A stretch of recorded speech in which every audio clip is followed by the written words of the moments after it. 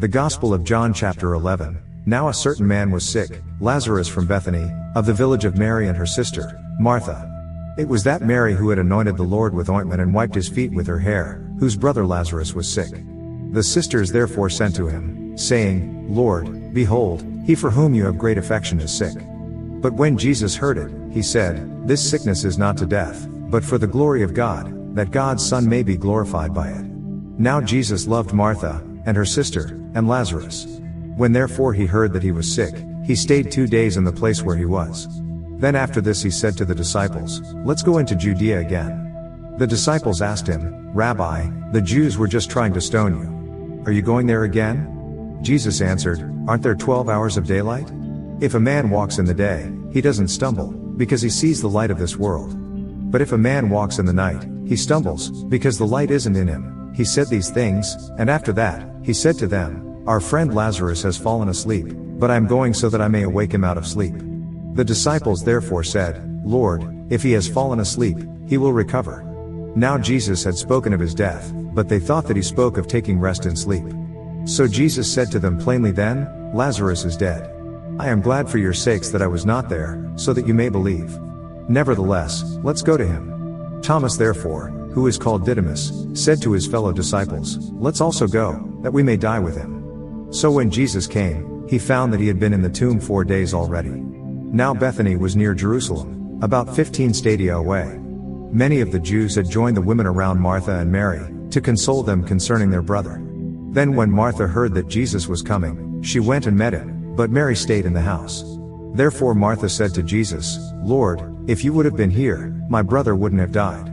Even now I know that whatever you ask of God, God will give you. Jesus said to her, Your brother will rise again. Martha said to him, I know that he will rise again in the resurrection at the last day. Jesus said to her, I am the resurrection and the life. He who believes in me will still live, even if he dies. Whoever lives and believes in me will never die. Do you believe this? She said to him, Yes, Lord. I have come to believe that you are the Christ, God's Son, he who comes into the world. When she had said this, she went away and called Mary, her sister, secretly, saying, The teacher is here and is calling you. When she heard this, she arose quickly and went to him. Now Jesus had not yet come into the village, but was in the place where Martha met him. Then the Jews who were with her in the house and were consoling her, when they saw Mary, that she rose up quickly and went out, followed her, saying, She is going to the tomb to weep there. Therefore when Mary came to where Jesus was and saw him, she fell down at his feet, saying to him, Lord, if you would have been here, my brother wouldn't have died. When Jesus therefore saw her weeping, and the Jews weeping who came with her, he groaned in the spirit and was troubled, and said, Where have you laid him? They told him, Lord, come and see. Jesus wept. The Jews therefore said, See how much affection he had for him. Some of them said, Couldn't this man, who opened the eyes of him who was blind, have also kept this man from dying? Jesus therefore, again groaning in himself, came to the tomb. Now it was a cave, and a stone lay against it.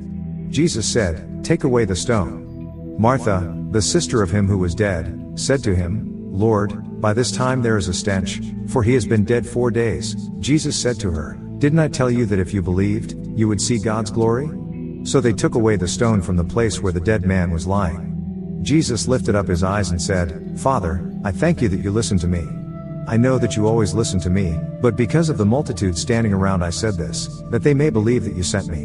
When he had said this, he cried with a loud voice, Lazarus, come out. He who was dead came out, bound hand and foot with wrappings, and his face was wrapped around with a cloth. Jesus said to them, Free him, and let him go. Therefore many of the Jews who came to Mary and saw what Jesus did believed in him. But some of them went away to the Pharisees and told them the things which Jesus had done. The chief priests therefore and the Pharisees gathered a council, and said, What are we doing? For this man does many signs. If we leave him alone like this, everyone will believe in him, and the Romans will come and take away both our place and our nation. But a certain one of them, Caiaphas, being high priest that year, said to them, You know nothing at all, nor do you consider that it is advantageous for us that one man should die for the people, and that the whole nation not perish. Now he didn't say this of himself, but being high priest that year, he prophesied that Jesus would die for the nation, and not for the nation only, but that he might also gather together into one the children of God who are scattered abroad. So from that day forward they took counsel that they might put him to death. Jesus therefore walked no more openly among the Jews, but departed from there into the country near the wilderness, to a city called Ephraim. He stayed there with his disciples. Now the Passover of the Jews was at hand. Many went up from the country to Jerusalem before the Passover, to purify themselves. Then they sought for Jesus and spoke with one another as they stood in the temple, "What do you think, that he isn't coming to the feast at all?" Now the chief priests and the Pharisees had commanded that if anyone knew where he was, he should report it, that they might seize him.